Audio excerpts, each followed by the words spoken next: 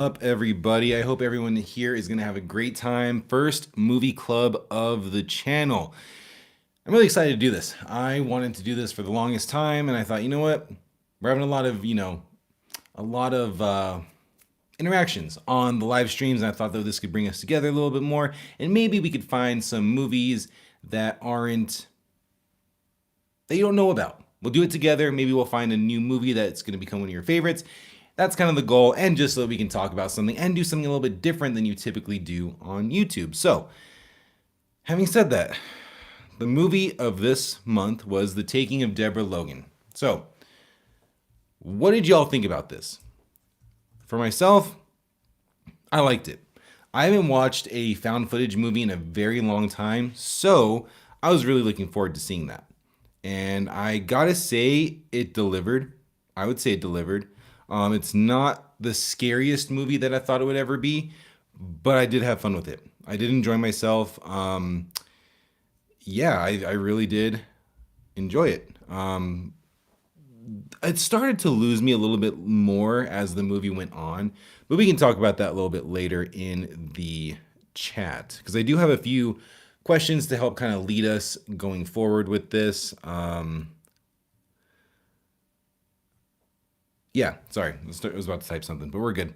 So yeah, that's my first impression of it. Is it wasn't as scary as I initially thought it was going to be because I've seen clips from this movie, and it's pretty scary. I will say it is terrifying. So, let's see. The first thing I guess we'll talk about is as far as the found footage type of thing goes. That how do I put this? Once again, I haven't seen found footage in a very long time, but I will say that it felt a little too clean, especially at the beginning. And I understand that they were doing what was it? The med students were going through and they were doing the documentary style. So I guess it was gonna be pretty clean and clear cut with that stuff, but I just felt like it was a little bit too clean. As the movie goes on, it gets darker and stuff, but it still felt like a high production type of thing. Didn't take away from it, but that was just my initial thought when I saw it. So let's see. Very cool use of static cameras and using timestamps. Yeah, that's another thing I liked. We'll get into the questions and the discussions that I have for us all to talk about. But I really did like the use of cameras in this movie. I thought that it was really good with just the overall shaky cam and the found footage thing. But I really did like how they used static cameras throughout the house. And I thought that was a pretty cool move. Pretty basic, but the way that they used it with her coming through and vanishing and stuff like that, pretty damn unique. As far as overall, is this going to be a found footage movie that I really like or really don't like? It's kind of like in the middle for me. Once again, it really gripped me for the most part, but then it started to lose me at times. So that was an issue that I had. But let's go ahead and wait for a few more people to come in because it looks like it's just me and one other person. And if you're watching this, hello. And then towards the end of this movie club, we will be talking about what we want to watch next. And we'll watch it on Tubi again since it's free for everybody. I think that would be a really cool thing. So yeah, we'll do that.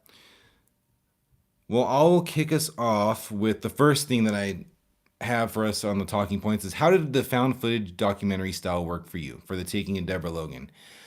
I kind of already talked about that. Kind of already talked about how I felt like it was such a clear video. It felt very clean and just high production. So it kind of took away from the creepiness of it at times. But overall, I think that the found footage idea, along with her wanting to, videotape this woman who's having Alzheimer's was such a good idea for it to be creepy at times and just an overall very creative thing. And I think the found footage was the only way to go about this. They could have done it with a more traditional movie, but the found footage, like that just worked really well for me.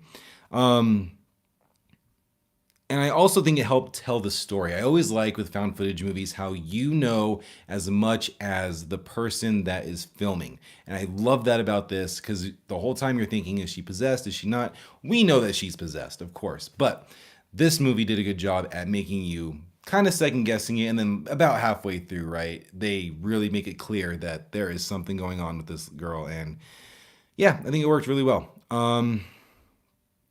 But also, chime in the comments. What did you think about it? Did the found footage documentary style work for you? Another thing while I was watching this movie was, I guess I'll ask you the question, then I'll answer. Did anyone else suspect Deb's friend early on in this? Like the older guy, like the gardener or whoever he was, he seemed a little bit out of place in this story, and so I kind of like was watching him for the most part, and then he got super aggressive, telling her that she needs to, not her but her daughter, that they need to get the film crew out of here and all this stuff. So I was like, okay, this is the dude that is causing all of this, and I was so sure about that the entire movie I was watching, and I thought it was going to be this guy. Turns out it wasn't. And he was actually one of the good guys, which is weird. I didn't like that character. I did not like the gardener guy at all. I don't think he added much to the story, especially when he started shooting up the place. Kind of weird. Yeah, I think I could have done without him. I think the movie would have been the same without him completely. The next question is, let me mark these off so we're good. The next question is, what did you think about the use of static cameras and timestamps? Once again, I talked about that as far as this movie goes. I love the static cameras, how you see her walking through and then she's just gone and she's reappearing over here. And then I really like that scene a lot when they had the static camera facing the kitchen and you see her standing in front of the stove, and then the next frame she's up on the stove, and it's really creepy. I think it worked really well, and they kept noting the timestamp doesn't change. Very cool. So I like the static cameras and the timestamps. I asked, did it build the tension or did it feel more like a gimmick? I feel like if you're gonna go into found footage horror, why not? Why not? Because it helps add like the believability to it all. Once again, very unbelievable story, but I like that they use the timestamps for it because it just helped it feel a little bit more authentic. Let's see. Hell yeah. First of all, thank you for joining. Yes, big fan of the Avatar movies. Cannot wait to see Fire and Ash. We had a big discussion on that on Saturday's live stream. But yeah, cannot wait. Avatar is going to be sweet. My whole thing with Avatar, just kind of answering your question a little bit more, is I don't understand the hate that series gets. And I talk about that all the time. It's crazy. I understand they're not groundbreaking as far as stories go, but with the stories and the visuals and the music, it's just an epic, cool movie. So yes, big fan of the movies. Let's see here. Okay, so static cameras we talked about, pretty cool. What was the moment that made you go nope the hardest? In this movie, The Taking of Deborah Logan, I mean, there was a few, but the one that I caught myself freaking out about the most is when she is at the doctor, they're checking her stuff, and she starts scratching her arm, starts scratching everything off. Crazy. That freaked me out. I was not expecting that. Once again, the found footage always helps with that. Let's see. All right. Do you think it will be the end, that it will end with Fire and Ash because James said he would be fine if it did? Yeah, I mean, let me get to that real quick. First of all, thank you for the comment, Chacho28. Appreciate that. Do I think it's going to be the end? It's funny because I had this conversation with my wife the other day because I did see that James Cameron said that. And I really, it makes me think that Fire and Ash is going to end on a note that's like it's a solid end. If this series ended here, he probably set it up that way. That if it ended, it's all good. But he probably, and sounds like he still has a lot more story to tell. I also heard that he wants, if it does do good, if it makes 2 billion, which we all know it's going to, he wouldn't mind passing the baton to someone else as far as directing. He's always going to have a hand in this because this is like his baby for the last 20, 30 years because he wrote it back in I think the 90s. So I think that what's going to happen is Fire and Ash is going to end on a very definitive note, right? And whether we get another one or not, he probably built this as the end of one story arc. So having said that, I think that Sully might die. Jake Sully might die, Neytiri might die. It might just end the story that we know now and really kind of go into the kids and going that route. That's how I see it happening.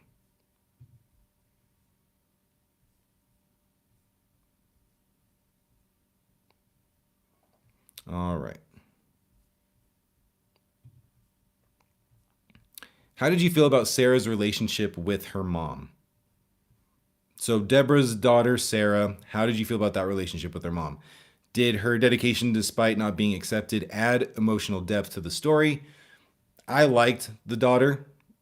I think Sarah was a really cool character. And I like that in this movie, The Taking of Deborah Logan, how it wasn't such a clean cut relationship that she had with her mom in this. And her mom really didn't accept her for her preference of women and all that stuff. And it really kind of added more to, she's doing all this stuff to take care of her mom. And I think added more to her character and just the story overall. And it kind of made you feel bad, sad, like all the stuff. So I thought that was a cool addition. I felt like it helped the story. The next question, and I thought this was funny when I was watching it. If you're new watching this channel, my name is Gavin, okay? So in the movie The Taking of Deborah Logan, there's a cameraman in here, and Deborah, who is possessed, constantly, not constantly, but like 2 or 3 times, just spearheads this character named Gavin and just goes right at him and just giving him hell the entire time. It really felt personal. So like I have a question. Was it personal, supernatural influence, or just her declining state? I think that like there are times when Gavin was just sitting there doing nothing, minding his own business, and she just goes right at him. And I thought that was hilarious when I was watching this. They hit the nail on the head, you know what I mean? And I thought to myself, what would I do in that situation? I'm Gavin. What would that mean? So um, I got a big kick out of that, honestly. Have you ever watched a movie like a scary? Like I guess we'll talk about scary movie because this is a scary movie. Have you ever watched a scary movie where your name is one of the characters and you just think to yourself, okay, do I live? Do I die? And what would I do in that situation? Because Gavin is not a common name, so um, yeah, it's pretty cool for me to hear that. Okay, on a scale of 1 to 10, how traumatically did the snake imagery affect you? So me myself, I hate snakes. I hate snakes, and that was like the whole thing on this movie is the snakes were behind everything. Snakes were everywhere, and it's just I hated that part. Let's see, the villain Charles. Okay, okay, Charlie, what's going on? Um, is it like what's a movie that has Charles as the villain? I believe you, 100% believe you. It's funny that's my dad's name. So yeah, yeah. Let me know what villain you have as Charles because I'm sure I've heard of it, um, but I can't think of any right now. It's always harder on when you're on camera, but yeah, let me know about that. And has anyone watching ever seen The Taking of Deborah Logan? Did anyone prep for the movie club I got going on right now? If not, that's fine. But yeah, like there's a bunch of snakes. If you haven't seen this movie, there's a bunch of snakes that have to do with the possession and all of this stuff. And the snakes pop out of nowhere. There's a scene towards the end where they're crawling in the caverns and there are snakes. There's like black snakes everywhere. And that just got me. Like that was scarier than anything that the possessed girl was doing. Straight up. Oh, Scream 4. My favorite Scream. That was my bad. I should have got that. I'm gonna keep a lookout for that though now. Absolutely. Which one was that? I so I'm actually gonna do a rewatch of all the Scream movies, because Seven's coming out. Oh yeah, Charlie Rory Culkin. That's right. Yeah, I love Scream 4. That's like once again I forgot that his character's name was that, but like my favorite is the reveal. right? So him and the other person, I don't want to spoil it for anybody else, but like I love that reveal. I thought that was like the best reveal of the series. Um, I just think they nailed it with that one. Some of it doesn't work. Some of it feels a little bit off, but I think overall Scream 7 was fire. Scream 7, Scream 4. Looking forward to Scream 7. Um, Charlie, have you seen The Taking of Deborah Logan? It's kind of like it's like a I don't want to say it's a cult classic because it's not, but I feel like a lot of people like in the horror community have seen it and I think they really dig it. So I'm just going through my notes with it. Yeah, but the snakes in this movie freaked me out. Absolutely, snakes freaked me out in this. Okay, that's fair. The ugly filter in that. It does. I will admit that if you look at every Scream movie, this one does feel like a little bit out of place to where it's not this huge side story of not a side story, but you know how like the we had the first three and that felt very like a continuation of the other, not just story wise, but like kind of just the feel of it. Four felt a little bit different. And then you have five and six, which are a whole different thing. So we understand that. But like four does feel different. And maybe it is the filter, like you said. I don't know. But that's how I feel. Yeah. Okay, so you saw it and you forgot about it. Yeah. Um, I was really looking forward to the Taking of Deborah Logan. It's not that I didn't like it because I did like the movie. I just wish that I don't know. Just did I wish it did a little bit more for me. Whereas the back half with all the reveals and all that stuff, I just felt like it dragged a little bit. And it's a short movie, but I really liked the setup and the first half of the movie. I think worked really well. Luke, what's going on? Scream 1 through 3 were actually decent and still hold up due to the meta aspect. Funny, though, that they keep making them as they predicted. It's true. And, like, will Scream stand the test of time?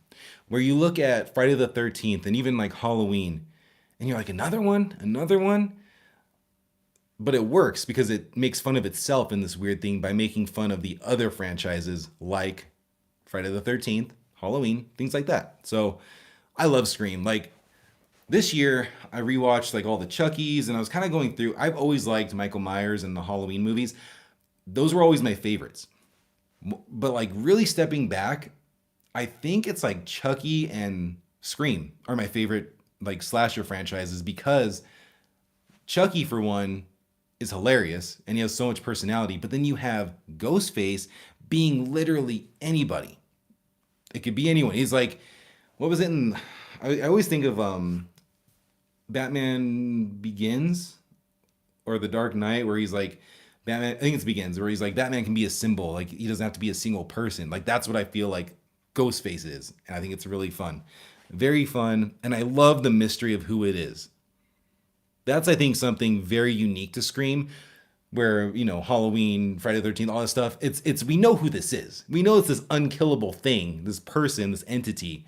But I love how Ghostface can always die but it'll always come back as someone else because someone else is that crazy to do the thing. That is a hot take, Charlie. That is a hot take.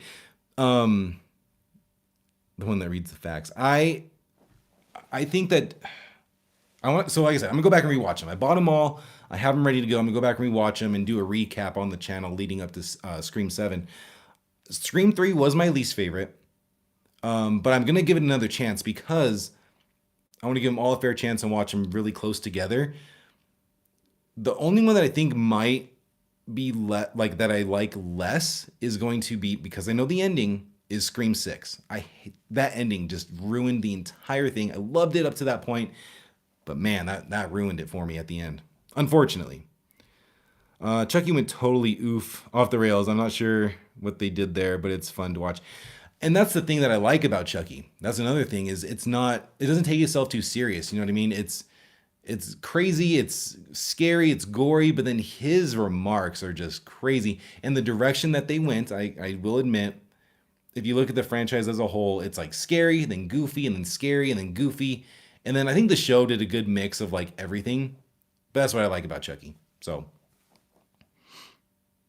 are you tuning in for the Five Nights at Freddy's 2? Absolutely. I don't know how to say your name. Face out. Yeah, I'm not gonna say it, but yes, because I don't want to botch it. But yeah, I'm gonna go check it out. I'm not the biggest fan of Five Nights at Freddy's. I'm not a fan of the games. Like I've seen people play the games, and it looks fun. It looks cool, but yeah, it's not for me. You know what I mean? I watched the first movie when it came out, hoping to get like just a jump scare or something, because I don't find the concept scary at all. I think the story itself was pretty interesting, but it didn't work for me. I wasn't a fan of the first movie. I am looking forward to the second one, having said that, because I feel like there was like other criticisms that people had with it that I hope that they listen to. And once again, I'm going into this just wanting a jump scare. Just scare me a little bit. Creep me out just a bit. Like the animatronics aren't scary, but I feel like some of the imagery with them like half their faces off and like the animatronics and stuff, it could work. It could be scary. So I'm going in with extremely low expectations, but I'm hoping for the best. Because I want to like it. Don't get me wrong. I also just put out a recap of the first movie on the channel too. So if you get a chance, go check that out. If you're interested, if you need a recap. Unless they hard reboot Scream, the actors become older and the story more predictable. If you have to use the IP, do something completely new with it. See, and I mean, yeah, I agree with you. I like Sydney Prescott. She's my favorite final girl.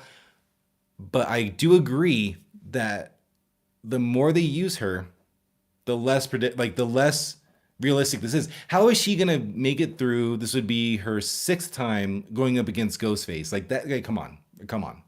And it's not like it's the same person again, like we talked about. It's always someone new. You're telling me that she can make it through that many different scenarios? Like, I agree with you. And I think that they agreed with you as well, but then they screwed everything up with Marissa Barella and yeah. Because Jenna Ortega isn't in it either. So I think they heard you with that and they were trying to do that, but then they shot themselves in the foot and now we're back here. So depending on what happens in 7, maybe the next one they go and try to reboot it again. Which that's what they should have done with this one if that was their goal, is take a couple years off. Yes, you were people were loving Scream 5 and 6 for the most part, but take some time off, readjust, and essentially reboot it in a weird way and kind of go a different direction. So I didn't love the super dark low budget Chucky, but I love Nika. Yeah, me too. Out of those movies, and they absolutely ruined the character. It's weird that you say that's not weird that you say that, but if you think about it, so she was introduced in Curse of Chucky, and I liked her character in that. Cult of Chucky, I liked her character in that, but as soon as the ending came and she became, I mean, Charles put himself inside of her, and like now she's all weird, and she was weird in the show too. So like, I think it's interesting because I'm there with you. I like Nika, but we have such a small sample size of actually Nika. So I thought that was kind of interesting, but I do like that character a lot. Um, so I guess if you had to choose everybody, now that we're talking about Chucky, would you want what do you want the next project to be? Do you want it to be, like Bride of Chucky, kind of campy, funny, goofy stuff? Or do you want like Child's Play 1 and 2, Child's Play 3, and just go back to the absolute just, let's get gory, let's get scary, and let's just, go back to the original of what worked?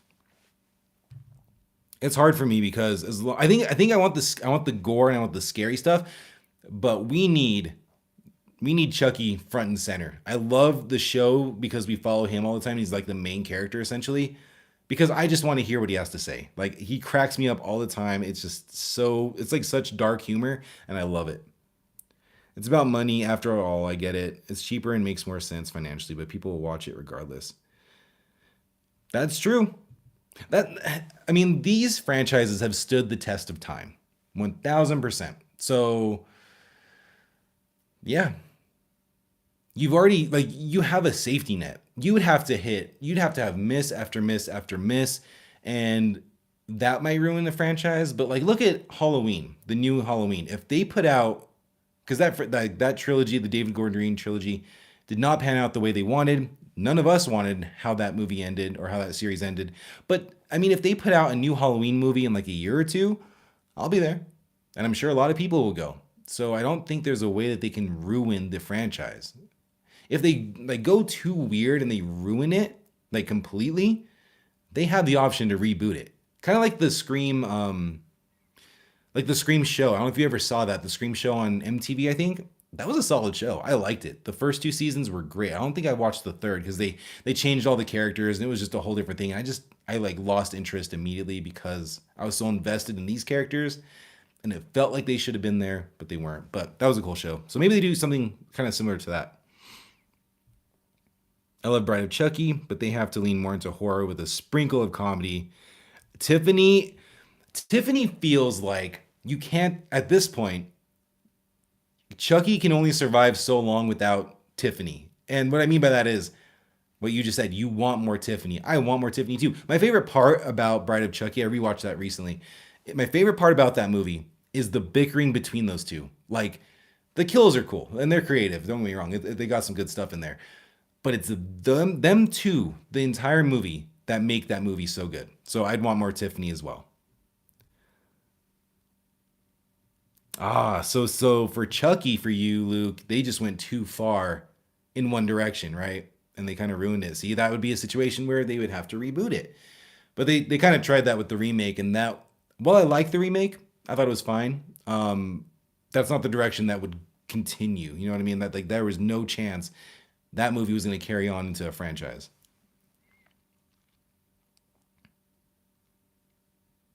Yeah, Luke, like, well, Mike Myers was always a superhero, wasn't he? In a weird way. Like,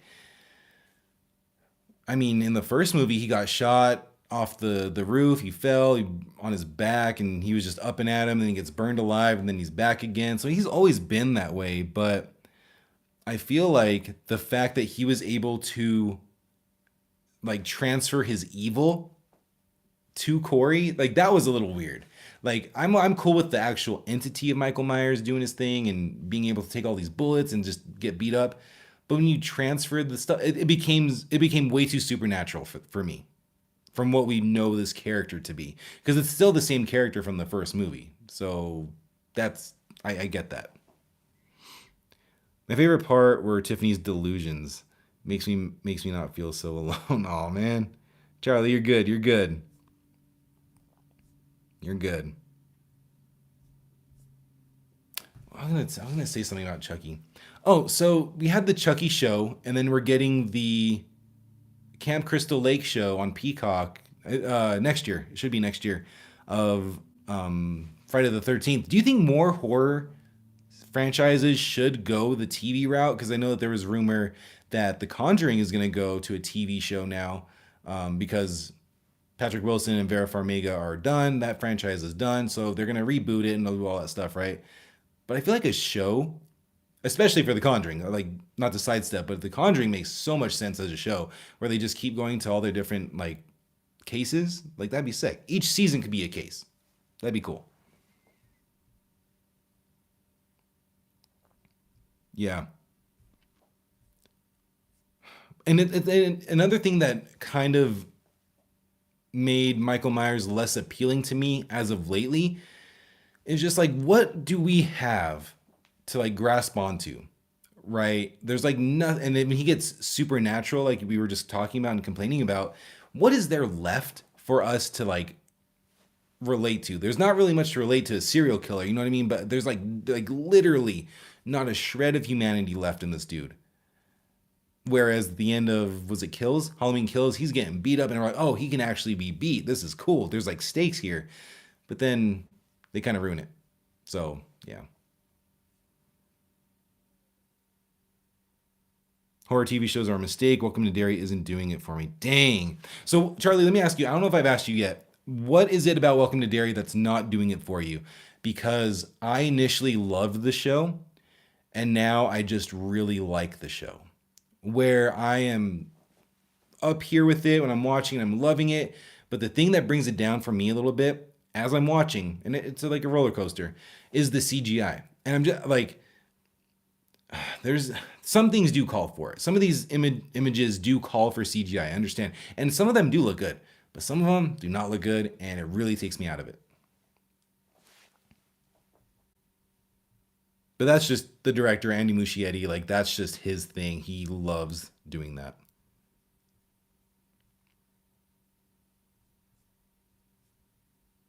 I'm wondering for you, Charlie, is I think what do we have left? I didn't see last night's episode, but I think we have two more after last night's. So I wonder if the end of it would fix anything for you, like once you see the full picture. So maybe.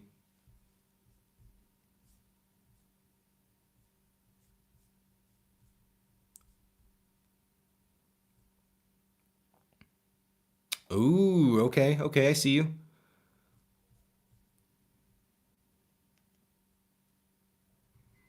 It's interesting. I think that's the good. I think that's a good argument for any of the streaming stuff. Like I think I've said it on the channel. I don't know if you were on that live stream, but how movies or how these shows are so good, but then you lose momentum every single week. Like it can be a really good show, it could be a great episode, like it could be fantastic, but there's no denying that you lose momentum where you need that recap before every episode. Whereas I just did, I don't know if you watched Stranger Things, like binging those 4 episodes of season 5 were fantastic. It flowed so well. I was engaged, I was in it, and it just that section worked. And it just kills me that I couldn't keep going to the end. So I do think the release schedule weekly hurts the viewing, even on a good show. They should have made Halloween movies a special event drinking game. Host the screenings with alcohol with every time he's still alive, you take a shot. That would put a lot of people in the hospital from alcohol poisoning because damn. Even Alien Earth. I still need to watch Alien Earth. That's on my list. That's coming up soon. Now I can binge it. That's why I waited because I could binge it. And then because I couldn't binge it, I didn't watch it, and then I forgot about it. But it's still on my watch list. I just forgot about it. So that's another like point to you of this release schedule is not working. I like the AI story, but I don't know. I leaned too much into the corporate world for me. I think they had to do that. Once again, I haven't seen it, but that like the Wayland Utani thing has always been such a big deal to the Alien franchise from the very beginning. So I don't think there's a way to really get away from it. You know what I mean? Well, Alien Romulus did it good, but that was a movie. They didn't have to, spread the story out across 8 hours. So I get that.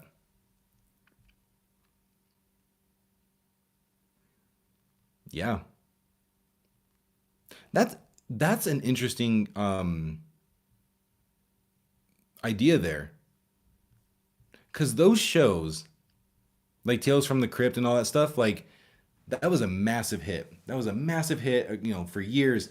And Elvira and stuff like that. Like how are or a Scary Clown. Like there's so many cool ways to go about this of just giving us like an anthology show every year. Like they did that with American Horror Story, but that kind of it's not the same thing that I'm talking about, right? Like every episode would be its own thing, but we'd have a host like that.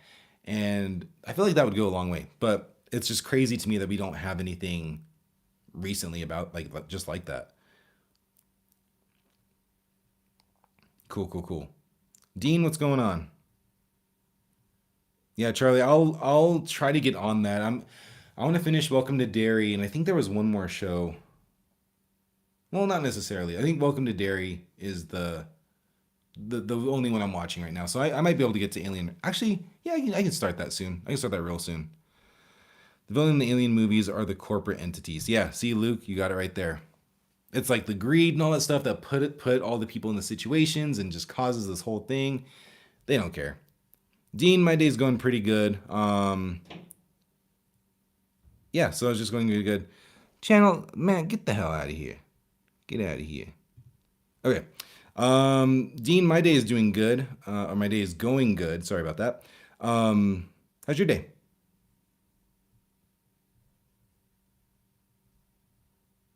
We're not doing that tonight, y'all. I'm silencing anybody who's negative.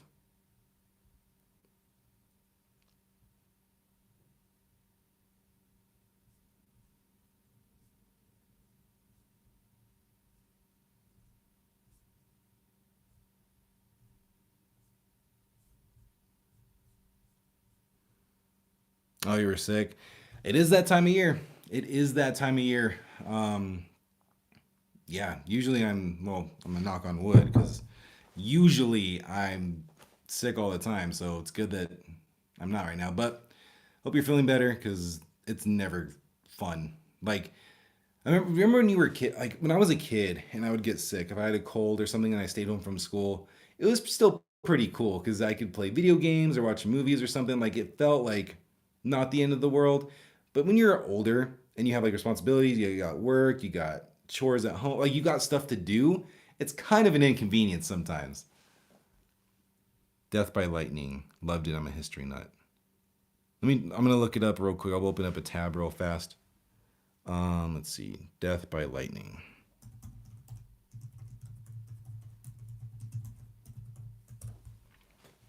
Oh, this is that new show. Okay, okay, okay. I heard it was sick. Um, I think my buddy at work started this. I'll have to ask him. But okay, this didn't look like something that was going to grab my attention. But like I said, I think my buddy liked it, and if you liked it, I might give it a shot. It's like the railroad thing, right? Oh no, it's about the president. Okay, cool. That might be cool. And the thing is that I really like Michael Shannon, like straight up. I think he's super underrated. Nick Offerman is in here. That's cool. Yeah, I might check that out. Let's see. Alien Earth, I know, but I like not knowing the corporate heads were like those mysterious entities. The show gives them faces and motives, and I don't know. I like them being anonymous figureheads. I liked like that really brings me back to Prometheus when you were watching that, and was it Wayland or yeah Wayland? And you just heard all the stuff about him, and then he was actually on the ship with them, and he had this this motive of this end goal that he had like behind everyone's back. I like that. I think that's cool, and I think that's where they should stay. So I'm gonna look out for that on Alien Earth. Not that it's a bad thing, and I don't think it's gonna like kill the show for me, but that is something um, that I could see dragging down because we're there for the aliens. We're there for the crazy stuff that's gonna happen with the aliens. So I could see that bringing like stuff down for you. Supernatural is a banger. That's how you got your name. That's sick. Yeah, like Dean was the man. He was my favorite of the two brothers, Dean and Sam. I never finished Supernatural. I will have to say, I never finished it, but I got to I think it was like season 8 or so. I just felt like it was kind of a little bit repetitive, but I loved the show. Loved it a lot. I would go back and rewatch it. It's just so intimidating because it's like 10 plus seasons. It's a lot. But the show's a banger. Fantastic. Okay. If it's well paced, like that's the thing that worries me. You know what I mean? Of is there too much talking? Like, yeah, so that's what worries me. But if it's good pacing, that could definitely save it. Okay. Luke, I will keep that tab up and check that out. Did it get a second season? Do you know? Is it I mean it's a story about yeah. I don't know if it would considering the subject matter, but maybe it did. Because that'd be pretty cool.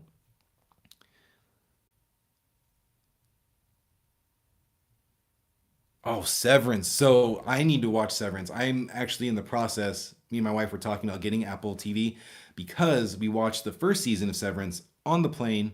Phenomenal. And I know season two's there, and there's a bunch of stuff on Apple TV or whatever it's called, and I need to check that out. So Severance is a show that I am beyond hyped to start season two. Do you know when we're getting a season three? Is it because they haven't even started shooting it yet, right? So it'd probably be 27. Toddy Goaded, what's going on? Season two, episode two. Okay. I don't remember which one that is. I remember the very first episode of Supernatural pilot, and then I remember is it the second episode? I might just be like one and two with the Wendigo. That was a really cool one. Really set the tone of like the creepiness of the show. I loved it. Okay, okay, okay. Alien Earth has some decent action sequences. I was really looking forward. I guess the only character that I really knew or actor that I knew in Alien Earth was Timothy Oliphant. So I am looking forward to seeing him. I don't know much about him. I think he's a bad guy, but we'll see. We'll see. It wouldn't ruin it for me if he is or not. He's a good actor. Oh my god, Severance was so good. It just, I mean, come on, the concept of Severance is sick. And I missed, like, everyone was talking about season two when that was going on. I was like, what show is this? This, like, what is happening? And everyone's talking about it. Watched first season, completely understand why people are freaking out about that show because it deserves it. What's the best Christmas movie apart from Die Hard? Okay, let's. I'm not gonna give you the best one, but I'll give you a few of my favorites. Um, Jingle All the Way with Arnold Schwarzenegger. I love that one. That one's amazing. Haven't seen it in a while though, so I might need to do a rewatch this season. Um, I just watched Krampus today. Krampus is a good one. Not the best though. Not That's not the best Christmas movie. If I had to put, okay, I'll give you the best one, and it is Jim Carrey's The Grinch. That's my favorite, hands down. Like, I don't think there's a better Christmas movie out there that just nails everything that I'd want to see. And the movie's still hilarious. It was hilarious when I was a kid and I saw it, and I didn't get half the jokes, and now it's even more funny as an adult. So we'll go Grinch. Okay, Eileen and Joe. I know them. Oh, okay. Yeah, I remember that. I remember that. I don't know if I remember that episode because I think they're in multiple episodes, right? Of Supernatural. I think I remember that. Like that setting and them, like maybe I remembered a different episode, but cool. How many times have you gone through Supernatural, if you don't mind me asking?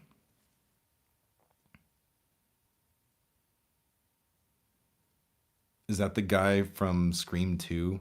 It is. It is actually the guy from Scream 2. That's a good catch. Full circle moment right there. Um, yeah, I'll have to check it out.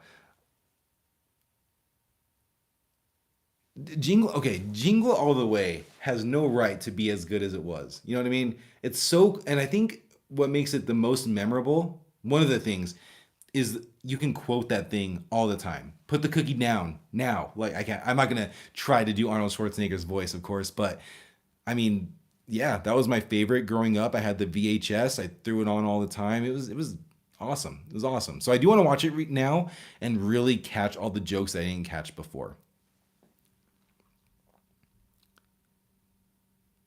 Ooh, Cat in the Hat. That movie gets a lot of hate. Have you noticed that? I feel like that movie gets a lot of hate. At least when it came out and just like I don't know if people were just comparing it to The Grinch or what. I think it's funny. I don't think it's as good as The Grinch, so I will say that, but I don't think there's any room for that hate for that one. Now, have you seen the trailer for that new one, the new animated one that's coming out? I think it was supposed to come out this year and then they pushed it into next year. I don't know if it looks good. It might be geared a little bit too much towards kids, but so were the other ones. So I don't know. I don't know. But Cat in the Hat with Mike Myers is awesome. I do agree with that. My annual ritual is to watch It's a Wonderful Life, so I'd say that one. You know, I've never seen it. I watched a Watch Mojo video today with my wife of the top, 10 best Christmas movies, and It's a Wonderful Life was at the beginning, or not at the beginning. It was number one, and I thought to myself, I need to check this out. You know what I mean? It's just a movie that never happened. I'm sure we all have those movies or shows or whatever that just never happened for us, even though they're classics. That's one that I do need to watch, and I like the concept of it. So I think I'm 1000% missing out on a really good Christmas movie. So hands up on that one. I've not seen it. I just started when I was younger. I would watch bits and pieces, and my dad would mostly being an asshole to all the neighbors in the trailer park when I lived there. Okay. Um, I think it's a really good show, Supernatural. I do feel when you get to season five, I feel like five was a definitive end to the show, and then it kind of reboots and kind of keeps going. That's just how I feel, um, and that's kind of more so where it lost me.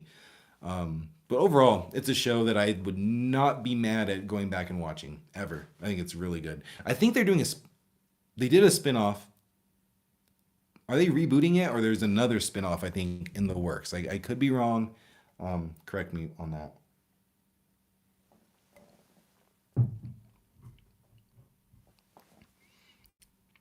See, exactly. Like Charlie, like these movies that we found funny as kids, we found them funny for a reason.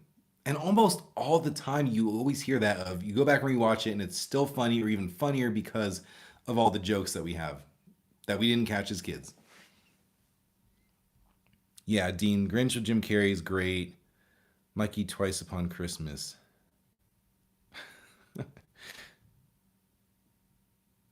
Oh yeah, Dean, I've seen Talladega Nights. That's a great one too. Not Christmas, but damn funny. Um, Will Ferrell's got some bangers. Has he been in anything lately? And that was around the time that they were doing Anchor. Where he was doing Anchorman. That was like peak Will Ferrell time. Um, oh, I liked him in Daddy's Home. That was a funny one. Okay, I'm very curious now. No, he hasn't really done. I mean, not really. His last movie he did, and I think this is the last one that he has in the works, was it was called You're Cordially Invited with Reese Witherspoon. I don't know if anyone saw that, but yeah.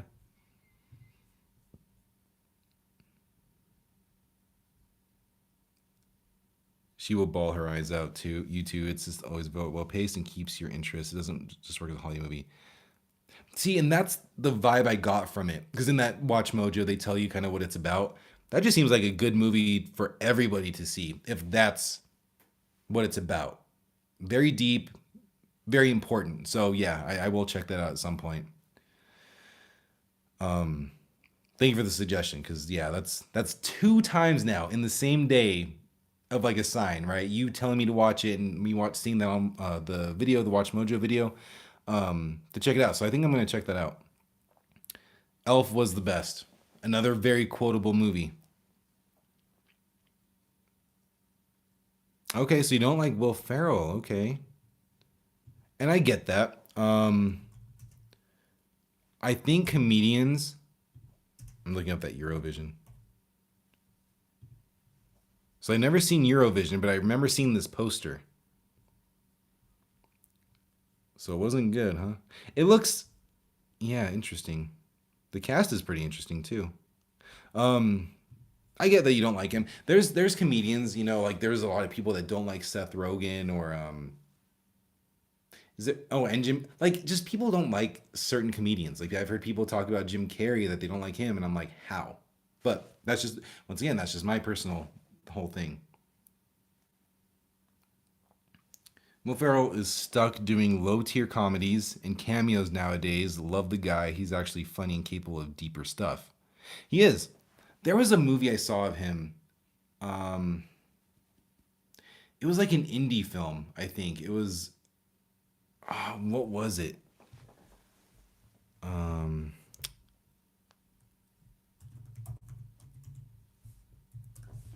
Let me see. Just give me a second here. Why can't I find it? I think the poster is him like out on the lawn. Oh, Everything Must Go. Can't tell you what it was about. Hardly remember it, but I do remember that I really liked that one. I think that was more of a drama. Have you all ever seen them? He's in this too. I think it's a small part though. I could be wrong. Ladies Man, The Ladies Man with Tim Meadows. That movie's funny. I thought that movie was hilarious. But yeah, apparently he's in that. Sorry, I'm going down a rabbit hole. Um,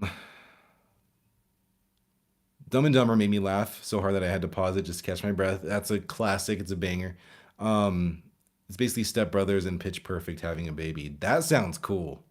Okay, that sounds like a cool one. He needs a breakthrough. Jim Carrey called out Hollywood once, and then he's stuck doing the Sonic movies, which it sounds like he's pretty fine with. Stranger Than Fiction.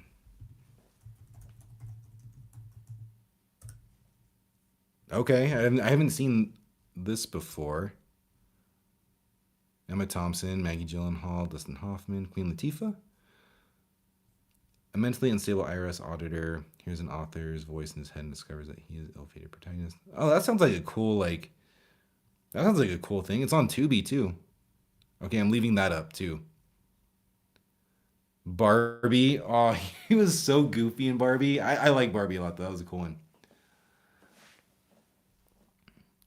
Yeah, Jim Carrey's the man. He's probably see. I can make a case for a lot of comedians that are actors and stuff that like have that range of like classic funny movies, but also like are not afraid to take very serious roles. Even Adam Sandler, right? Have you seen Uncut Gems? Uncut Gems is crazy tense, crazy, and I know he's done other ones too, but like that's a good example of that. And then Jim Carrey has The Truman Show, which might be one of the best movies of all time in my opinion. But he also has Ace Ventura over here, which is never gets old to me. So I think it's really cool. Saunders University, hello. If you ain't first, you're last. That's right. Another quotable one, exactly. Everything Must Go is awesome. Gives you a taste of his range as an actor. See, and I don't remember it, but I remember really enjoying it. Um, oh my God, Dean. Dean, the other guys, hilarious. Look, freaking hilarious. I love the other guys. You know what's funny is I've seen the movie maybe 3 or 4 times, right? I still don't fully understand what was going on, and you don't have to explain it to me of what was going on with the bad guy, right? Like the corporate dude. Like I still to this day, and I haven't seen it in a while, but I've seen the movie multiple times. Still have no idea what the issue was with him and him being the bad guy. But I don't really need to because the movie's funny as hell. Let's see. Will Ferrell and Mark Wahlberg. Yeah. Oh yeah, of course. The Waterboy is amazing. I really hope that they don't do another one like they did with Happy Gilmore. I haven't seen Happy Gilmore 2. I don't think I ever will. I'm not necessarily against it. It's just there's other things to watch, and I think it's safer that way. The Truman Show is so cool. How realistic it is, I don't know, but that's not really the point of the movie, right? The point of the movie is, I mean, there's a lot of different ways you can go about it, but the Truman Show is fantastic. I don't know if it's my favorite from Jim Carrey, just because, I mean, he has so many classic comedies, but it might be my favorite. I'm making a list right now of my top 10 favorite movies of all time, and I might add that one. It's funny too. You go and you make a list like this. It's not like I can just jot them down, all 10 of them. Like you have to really think about it, spend some time, have things to remind you of like the ones that are like stuck out to you, and like compile it. So that's probably going to be on there. Stranger Than Fiction was supposed to be his art house breakthrough. Didn't make much money though, so he stuck doing comedies. Love that. Yeah, yeah, I get that.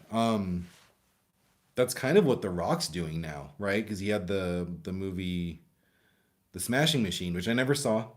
I think I was on vacation when that happened. I was gonna go see it, but I'll be real with you. It didn't look anything groundbreaking. It didn't really excite me too much for it. That's unfortunate because I hear he did a pretty good job in that, and then it bombed. So no one else wanted to go see it either. So now I think he is stuck in those roles that we all know him for. So that's unfortunate. It's supposed to be like Truman Show for Jim Carrey for him. Yeah.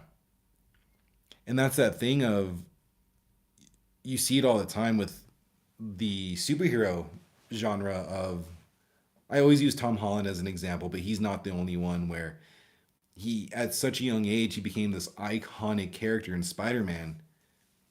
After that, he hasn't really had a hit, unfortunately. And I feel like everyone that sees him thinks of Spider-Man. Now you look at Andrew Garfield, and it was this almost the same scenario. But he was able to break out and do a lot of great movies, a lot of great ones that I think are decent hits, right? And Tobey Maguire at the same time.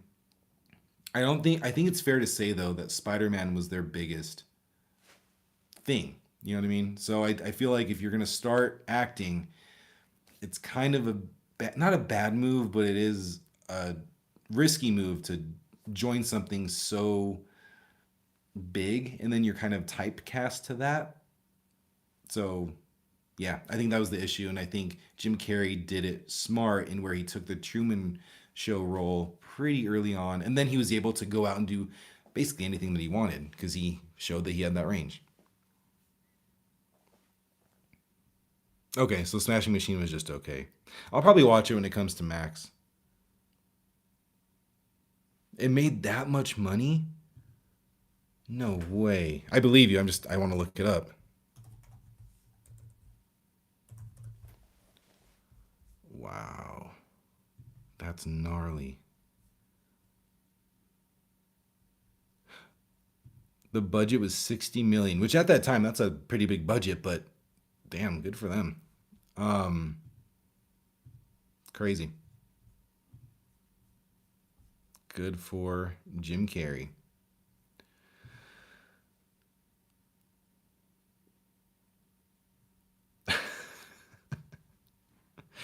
Young Jim Carrey. Like in what was it? Batman Batman Forever. Batman Forever Jim Carrey. All right, y'all. It's almost been about an hour. It is getting a little bit later over here, so I do think I'm gonna wrap up shortly. Um, gonna have dinner and probably head to bed soon. Gotta get up early, but no, so no wonder Jim Carrey. Yeah, like I said, I think that he did it the right way, and I think yeah, Riddler Jim Carrey, and it's unfortunate. And I think who I think is actually doing it the right way, and it's not like a comedian or anything, but it's Timothy Chalamet. He's doing all of these super artsy, very good movies. But if he were to say he was to join like DC or something, right, in the next few years, we'll see him as that character because it's more so the character is so iconic, but he's done enough to where he can be and do whatever he wants. So that's like an example I really like. Alrighty then. Speaking of Timothy Chalamet, he has a movie coming out this month. Marty Supreme. When does that come out? Oh, it's on Christmas. So Christmas Day, Marty Supreme comes out. I do want to check that out. That one looks sweet. I don't even know what it's about necessarily. Like I don't know the story of it, so I'm probably just gonna go in there blind and really enjoy it. But I did see the trailer. It looks like ping pong. It looks cool. And it's crazy. If you look back at Timothy Chalamet, I want to say 2 years ago. Yeah, so 2 years ago he did Wonka, and that came out on Christmas or around Christmas time. And then last year, what did he have? He had the Bob Dylan movie. This year he has Marty Supreme, and then next year at Christmas time, Dune Part 3. Like, dude rules Christmas, apparently. Yeah, so I'm gonna go check out Marty Supreme, and then we can all talk about it here because it should be good. Oh, that'd be so uncomfortable. That would be so uncomfortable to watch a Challengers movie with those three. Man, I'm in. I'm totally in to see that. Oh man. All right, y'all. Well, thank you so much for joining me today. This is going to be movie club. Um, did anyone want to? I mean, I guess I don't know if y'all came for the movie club, and if you didn't, that's completely fine. Um, because no one that was signing up. Yeah, like if y'all want to pick a next movie for movie club, we can. Or if you want, I can just put out a poll. I can find some different movies and we can put it on a poll and we can pick another one for next month. But let me know what you think real quick before I head out. Timothy's making De Niro esque choices. He's heading in the high ranks. He is at such a young age too. Like I guess I don't want to go this deep with it, but it feels like he's kind of like a Tom Brady in a sense of he started so young and had so much success at a young age and it just continued. Like this might be similar, kind of like a similar situation. I actually didn't like Timothy Chalamet at first. I really didn't. I don't know what it was. It was just one of those actors, actresses that you're just like I don't like them. I don't know. And then I saw Dune, and I was like, okay, never mind. That was my bad. And then I watched Wonka, and I was like, my bad. And like anything else I see, my bad. Yeah, we do have time.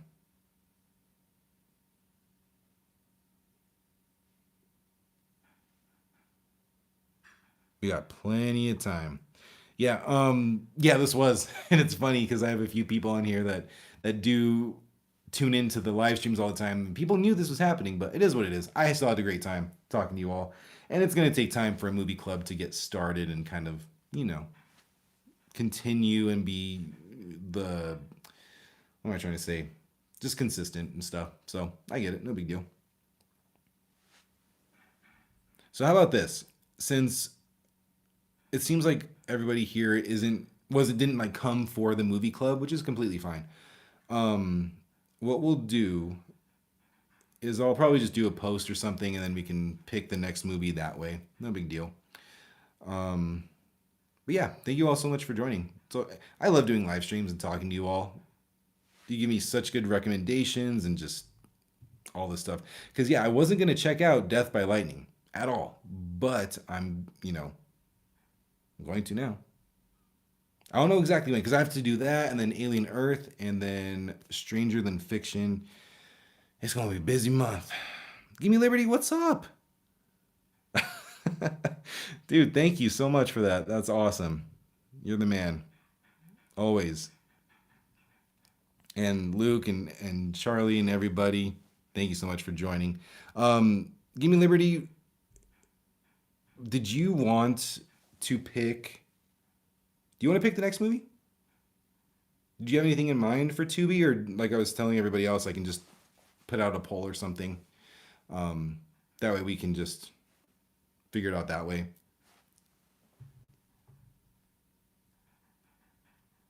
Oh, I wonder if you can. Oh, you can't even answer me on this. I don't think because yeah, take your time. Take your time. Um, that's funny because you can't answer me. Okay, we'll give him some time to answer a different way. But Luke, yeah, love the chat. It's always fun.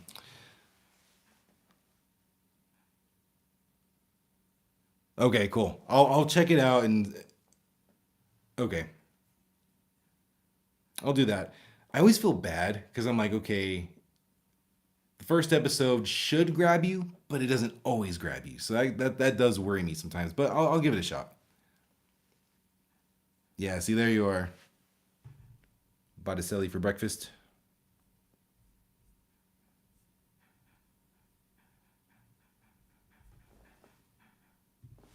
Give me a second here. Okay. Put a poll up for the movie. I enjoyed watching Deborah Logan. Surprised me for sure. Okay, I'll put up a poll. Um, should we do another horror movie, or just should I just do whatever?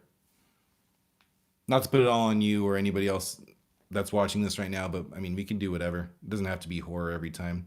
Although it is my favorite. All right, cool. I'll come up with something and I'll look up on Tubi and I'll kind of just scroll through and see movies that I've been wanting to watch and just kind of narrow it down there and we'll figure it out. It's the Christmas season, horror Christmas. Oh, that's a good idea too. We could do a horror Christmas. I just did Krampus today, and there's plenty of others. So I'll have to take a look at Tubi and see what's on there as far as horror Christmas movies, and we can go from there. Yeah, we'll do that. That'd be a good idea. Oh, Black Christmas is my favorite. Like, I was super late to the party on Black Christmas. I watched it like it was. I want to say it was like last fall, so last year for the first time, and I watched it. And I was like, I understand why this is a classic. I understand why people are saying that this is like what sparked the slasher movie. Like no notes, it was great. Loved it. Basili, I liked Taking of Deborah Logan. Just to kind of summarize what I was saying earlier is, at least at first, the found footage felt very clean. Like it felt like a very high production movie, which kind of took me out of it. But at the same time, I remember this is supposed to be a documentary that they were doing for Alzheimer's. So I thought it was pretty cool. I liked the static cameras that they and how they used that in the houses, how she would disappear and like the timestamps and all that stuff. Like I think they took the found footage stuff and did a lot of creative things with it. I thought it was funny how she kept going after Gavin. Loved that part. I think the first half might have been a little bit more enjoyable than the second for me. And I don't think the reveal of what's actually happening to her and why it's happening to her was really worth it. Not worth it, but just didn't hit for me. I will say when they turned around that rock and she had the girl, that was pretty wasn't on my bingo card. Let's just put it that way. Oh, and then the other thing I was saying is it freaked me out when she was in the hospital like initially, like pretty early on, and she started scratching, and then she started scratching the skin off her arm. Freaked me out. Also, don't like snakes. Terrified of snakes, and there's a lot of snakes in this. But overall, I thought it was cool. I thought it was fine. There are better found footage ones for sure, but this one was definitely worth watching. Shelby Oaks was okay.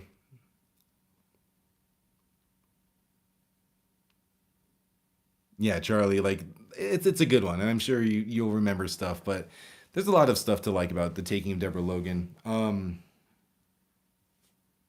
The Rock with the Fire. Yeah, there's a lot of stuff in this movie that just messed me up. Mostly the snakes. But Luke, real quick, Shelby Oaks was fine. If you watch it, I'm gonna tell you right now, the first 10 to 20 minutes, and you'll know what I'm talking about. The first 10 or 20 minutes, amazing. I loved every second of that. The rest of the movie was okay. You'll know what I mean when you see it, but it's worth checking out for sure.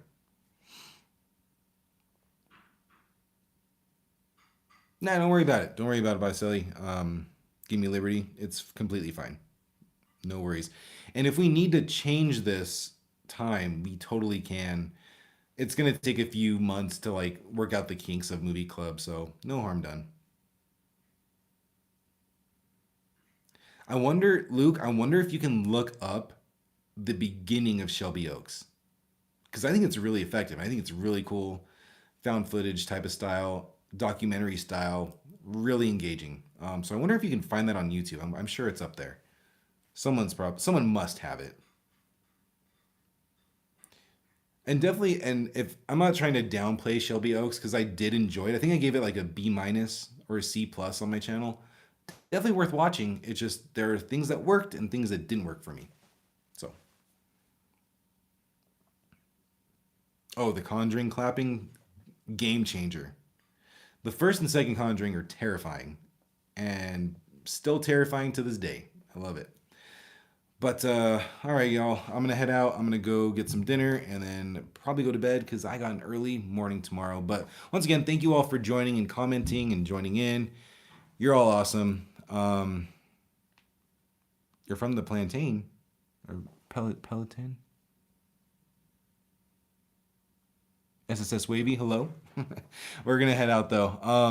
Once again, thank you all, and thank you, Give Me Liberty, once again for your contribution there, and thank you everyone for liking and talking. And I think I've said that like 16 times, but once again, thank you.